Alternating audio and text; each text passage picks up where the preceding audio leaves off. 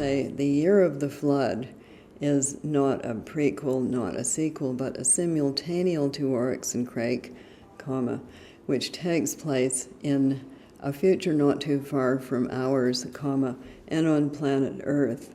And it involves a storyline that begins with the assumption that most of the human race has been destroyed through a very fast-spreading, humanly created hemorrhagic virus, semicolon, but left with us are the three protagonists whom we follow during the story, and they have managed to survive. And one of them is called Toby, who is an older woman associated with the group called the God's Gardeners. One of them is called Wren, a younger woman who survived the virus by being in the quarantine room of a high-end sex club called Scales and Tails.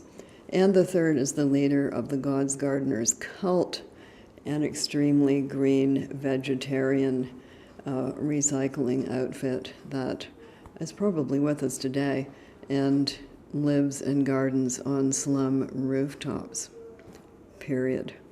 The science fiction question, what do you call a book like this? On the Twitter, which I follow, I see these books being referred to as dystopias. Okay, so that's another whole term. A dystopia can be one that exists on our planet. It can be one that really does exist today, like, for instance, North Korea. Or it can be on another planet. It just means a very unpleasant planned society, different from a complete breakdown, in my opinion. And we could go into it further, but my aim is to avoid false advertising. I'm a child who in youth was disappointed by cereal boxes because it said amazing magic ring decoder inside.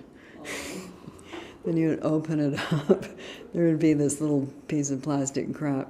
So I don't want people thinking they're going to get Martians and galaxies far, far away and purchase the book and open it up and there aren't any of those in it.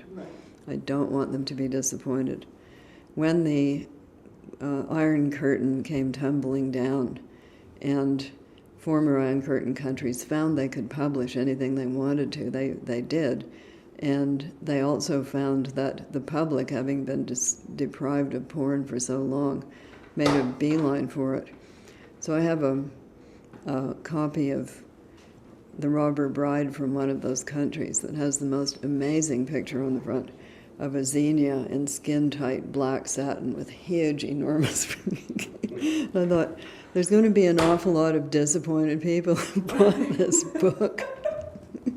So that's it. I don't want the reader to be disappointed by thinking he or she is going to get something that's not what it is.